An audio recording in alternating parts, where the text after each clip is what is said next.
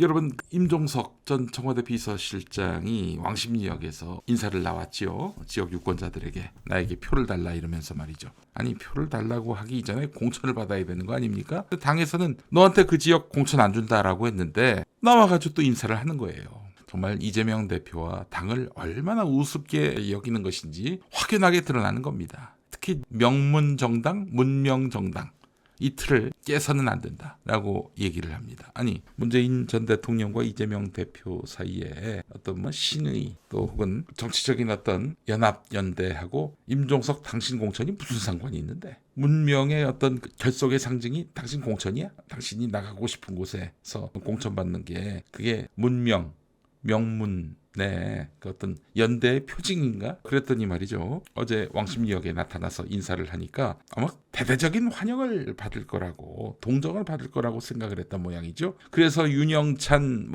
광주가 지역구인 송갑석, 그리고 홍영표까지 와가지고 같이 인사를 했는데 욕을 아주 바가지로 먹었습니다. 성동에 말뚝을 박았는가? 당신들 말이야. 윤석열 정권에게 싸움 한번 제대로 안 한 사람들이 다 나와서 지금 민주당 얘기를 하고 있어. 김건희에 대해서, 윤석열에 대해서 한마디라도 해봤어? 막 그러면서 거세게 이렇게 저항을 받았습니다. 네. 임종석이가 또 겸연쩍었는지 이런 표시도 했고, 윤영찬이도 그랬고, 아이고.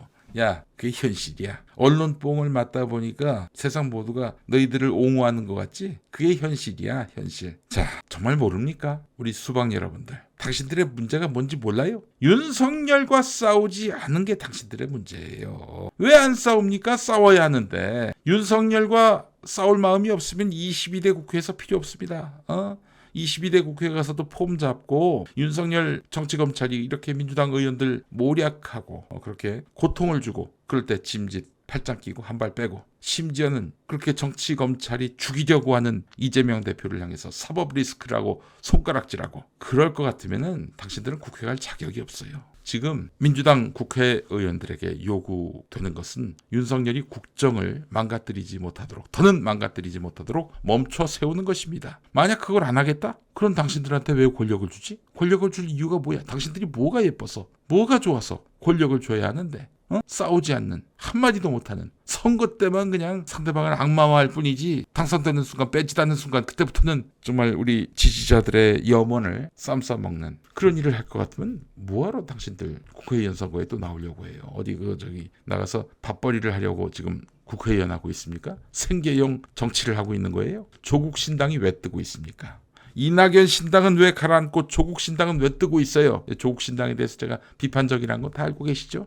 현상만 놓고 보자고요. 지금 총선을 앞두고 말이죠. 조국 신당의 지지세가 2자릿수입니다. 근데 우리 낙엽이 형 지지율은 그 낙엽이 형 신당인 새로운 미래는 그 원내 정당임에도 불구하고 지금 3%도 못 넘고 있어요. 3%가 중요합니다. 3%를 넘어야 비례대표에서 한 석을 얻을 수가 있어요. 근데 지금 3%도 못 넘고 있어요. 지난 20일에서 22일 사이에 한국갤럽 여론조사에서 2%대에 그쳤어요. 이러면 의석을 하나도 건질 수가 없어요.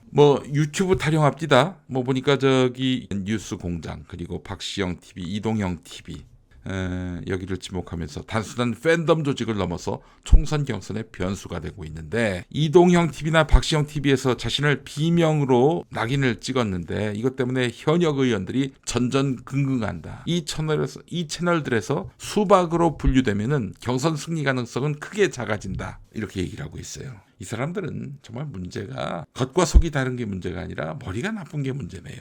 여러분, 지금 유튜브 방송에서 왜 띄워줍니까? 개혁 의지가 있으니까 띄워주는 거 아니에요? 그 개혁 의지가 뭐예요? 윤석열과 맞짱 뜨는 거거든요. 당신들이 그런 일을 안 하니까 수박이라고 몰리는 거고, 당신들과 다르게 같은 지역구인데 세상을 한번 바꿔보겠다는 사람들을 그래서 유튜브에서 초대를 하는 거예요. 너희들은 지상파 케이블에 날마다 불려나가지 않니? 그 정치 신인들이 유튜브 나가지 어딜 나가? 그럼 너희도 개혁 혁신 열심히 해가지고 초대받든가. 아니, 무슨 이동형하고 박시영이 신인만 초대합니까? 아니잖아요.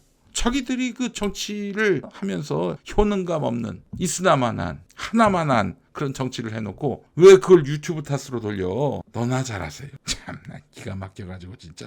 아니, 유튜브 탓을 해, 유튜브 탓을. 김종민이도 그랬었지. 어처구니가 없습니다 정말. 자, 이런 가운데 말이죠. 어제 입사에서 화제가 됐던 최기상 의원의 글이 있습니다. 자, 한번 보겠습니다. 어떤 분은 왜 안 싸우느냐라고 묻는 분이 있는데 저는 싸우는 대상이 누구고 싸워 이겼을 때 어떤 성과가 있는가 고민해야 한다고 봅니다. 우리 편이냐 상대편이냐 보다 싸움의 과정도 공동체에 도움이 되고 결과물도 전체적으로 도움이 돼야 한다는 고민으로 그동안 활동해왔다. 아, 그래요. 우리 서울 금천을 지역 기반으로 하고 있는 최기상 의원님, 판사 출신답게 정말 굉장히 말을 가려하시고 점잖게 처신하시고 그러시네요. 훌륭하십니다. 그렇게 생각할 수도 있죠. 그러나 당신은 22대 국회의원 할 자격은 없습니다. 그런 성정과 태도 존중해요. 뭐 또 좋아하는 취향도 있겠지. 그런데 당신은 22대 국회 가시면 안 되겠어. 보니까 선비 납셨네. 그렇습니다. 선비. 지금은 선비가 필요한 시대가 아니에요. 윤석열이가 민생을 처참하게 파괴하고 있고 자신에 대해서 비판하는 그런 모든 주체를 짓밟아서 아주 그냥 죽여버리려고 하는데 안 싸우겠다? 그럼 언제 싸우시게? 안 싸우시는 분 불필요한 전쟁 때 말이죠. 군인들이 있단 말이야. 저는 못 싸우겠습니다. 여러분 그럼 어떻게 합니까? 즉결 처분을 하지. 즉결 처분을. 그렇잖아. 전쟁에서 명령이 떨어졌는데 행동을 하지 않아. 가만히 있기만 해. 그러면 즉결 처분을 합니다. 그게 옳은지 틀리는지를 다 떠나서 즉결 처분을 해. 할 일을 안 하니까. 조상호 보세요. 얼마나 잘 싸웁니까? 싸운다는 게 뭐 주먹 갖고 싸우는 거예요? 이거지 이거. 아니 이거 싸우는 것도 안 한다고 그러면은 국회의원 하지 마셔야지. 최기상 의원님 이름이 기상인데 계속 잠들어 계시면 어떡합니까? 그렇잖아요. 이런 얘기까지 안 하려고 그랬는데 얘기하겠습니다. 여러분 다음 대통령 누가 결정하는 줄 아십니까? 국민이 결정하죠. 그런데 국민 말고 표를 주시는 국민 말고 그 다음으로 다음 대통령 결정에 절대적인 영향력을 미치는 사람이 누군지 아세요? 바로 현 대통령입니다. 아니 여러 번 정권 교체가 있었는데 현 대통령이 영향을 미쳐봐야 뭐 얼마나 미치겠어요? 라고 하시는 분들이 있을지 모르겠습니다. 자 그러면 직선제 개헌 이후 한번 봅시다. 전두환이가 노태우한테 정권을 물려줬죠. 노태우는 김영삼한테. 다 같은 당입니다. 민정당, 민자당 다 같은 당이에요. 여긴 이상하지 않죠? 자 그런데 김대중 대통령이 다음에 당선이 됐어요. 김영삼 대통령 때 IMF라는 전대미문의 상황이 있었고요. 또 당시 YS가 본인이 이제 몸담았던 당 이름을 한나라당으로 바꿨습니다만은 이회창을 그렇게 싫어했어요. 김대중은 그래도 서로 주거니 받거니 이렇게 장군 멍군하면서 싸우기도 하고 경쟁하기도 하고 그랬지만은 어떤 기본적인 유대감이 있었다고. 그리고 이회창에 비해서는 훨씬 신뢰가 갔다고. YS에게 DJ가. 그 DJ한테 넘겨줬어요. 또 IMF라는 전대미문의 상황이 있었고. 그리고 2002년 김대중 대통령이 누굴 밀었겠어요? 노무현 대통령 밀었죠. 노무현 대통령이 당선이 됐습니다. 2007년 가봅시다. 이명박이 된 건데 자 노무현 대통령이 이명박이 더 미웠을까요? 아니면 본인이 몸담았던 당의 후보 당시에 정동영 후보 그 이명박과 정동영 중에 누가 더 싫었을까요? 이명박을 좋아하진 않았겠지 설마. 예, 정동영을 정말 싫어했어요. 자 그리고 2012년에 이명박이 박근혜한테 넘겨줬죠. 예, 뭐 그건 어색하지 않습니다. 그러면 2016년, 2017년 탄핵 국면 때 박근혜 다음 대통령이 문재인인데 그건 어떻게 된 거냐? 박근혜가 탄핵되고 파면되고 그리고 이제 대선 일정이 시작됐죠. 박근혜가 전혀 영향력을 행사할 수가 없었어요. 완전히 제로 베이스에서 대통령이 된 거죠. 문재인 대통령 다음이 윤석열이었습니다. 윤석열에 대해서 어떤 감정을 갖고 있었는지는 모르겠지만 이재명이 더 싫었을 거라는 데는 의심하는 분들이 거의 없어요. 이 사태를 잘 아시는 분들은. 가끔씩 평산마을에서 인사를 나누기도 하지만은 긴장 기류가 여전해요. 부인 못할 겁니다. 아무도. 그렇습니다. 현직 대통령이 다음 대통령 결정에 결정적인 영향력을 행사하고 있습니다. 저는 그래서 여러분 뭐 동의 안 하시는 분도 있겠지만은 변희재 씨와 함께 윤석열 타도운동 벌인 게 뭐냐. 지금 윤석열이가 임기 다 채우고 다음 대통령으로 이재명을 세우게 할 것 같습니까? 권력이 수만, 수십만, 수백만 가지가 있는 게 바로 대통령 자리입니다. 안 그렇습니까? 그 재난지원금 방해했던 호남이 혼자서 반대했겠어요?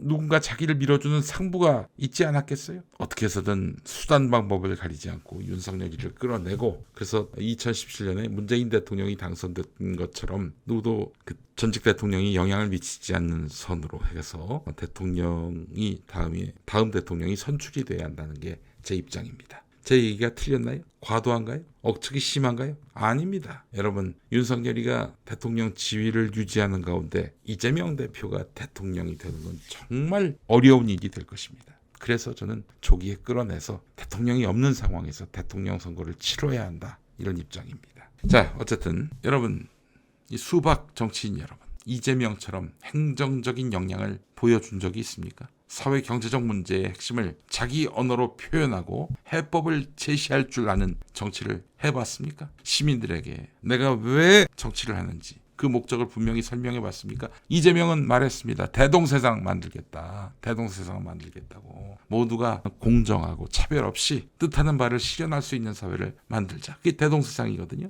당신들은 이재명처럼 해봤어요? 이재명처럼 해보고 이재명을 욕해야지. 남기엽 소장님이 이런 지적을 하셨어요. 예, 그것도 없는 자들이 지금 배지를 한 번 더 달려고 지금 몸부림을 치고 있는 상황입니다. 그러니까 당신들이 낙천이 되는 겁니다. 그리고 당신들이 표적이 되는 거예요. 자, 김요한 목사님의 글이 너무 마음에 와닿습니다. 4, 5년 전 소위 조국 사태로 인해서 서초동과 광화문에 수백만 인파가 몰려서 대치할 때 이후 중국발 코로나 사태가 겹쳐서 근래에 겪은 어떤 전대미문의 위기 상황 앞에서 만약 이번 총선에서 패한다면 자칫 한국 민주주의가 도살될 수도 있겠구나. 또다시 이명박 박근혜의 시대가 도래할 수 있겠구나. 아니 그 이상의 시대가 우리를 덮칠 수 있겠구나 하는 걱정에 잠 못 이루던 우리 같은 시민들이 열일 제껴두고 백방으로 노력해서 당신들에게 지난 4년 전 저 위대한 180석을 몰아준 것입니다. 그리고 그 덕에 솔직히 누군지도 잘 모르던 어중이 떠중이 같은 정치 신인조차 여의도에 입성할 수 있었습니다. 그러나 당신들은 그 평범한 진실조차 직시하지 않고 마치 자기들이 잘나서 금배지를 획득한 줄 알았던 것입니다. 그 결과가 지난 4년간 민주당 의원들이 보여준 형편없는 투쟁 성적입니다. 그리고 지금은 공천을 갖고 마치 6살 어린이가 길바닥에 누워서 떼를 부리듯 목리를 부리고 있는 모습입니다. 나라의 안위를 심히 염려하는 시민의 한 사람으로서 분명히 말합니다. 민주당은 정신 차리십시오. 네, 여러분. 그래서 수박 너희들이 공천을 못 받는 거 정말 중요한 선거가 임박하고 있습니다. 3월로 넘어왔는데요. 3월 한 달 동안 정말 많은 일들이 있을 겁니다. 여러분, 우리가 이 총선을 만약에 우리 뜻에 부합하게 정말 겉과 속이 같은 정치인들 그리고 이 비정상적인 사회를 바로잡을 수 있는 그런 용력을 가진 사람들, 이런 사람들로 채워지지 않는다면 우리는 정말 어떤 희망을 갖고 살아야 할까 하는 고민에 빠져들게 될 겁니다. 자, 여러분, 이제 이 당이 이재명 대표에게 확실하게 리더십을 실어주는 정당으로 탈바꿈을 했습니다. 이제 국민의 마음을 얻고 그렇게 해서 절대 다수 의석을 차지할 수 있도록 이제 우리가 노력해야 될 때가 아닌가 하는 생각이 듭니다. 함께 힘냅시다. 파이팅 합시다. 3월에 우리가 의기소침하지 말고 원기 회복해서 반드시 우리가 원하는 세상을 만들어 냅시다.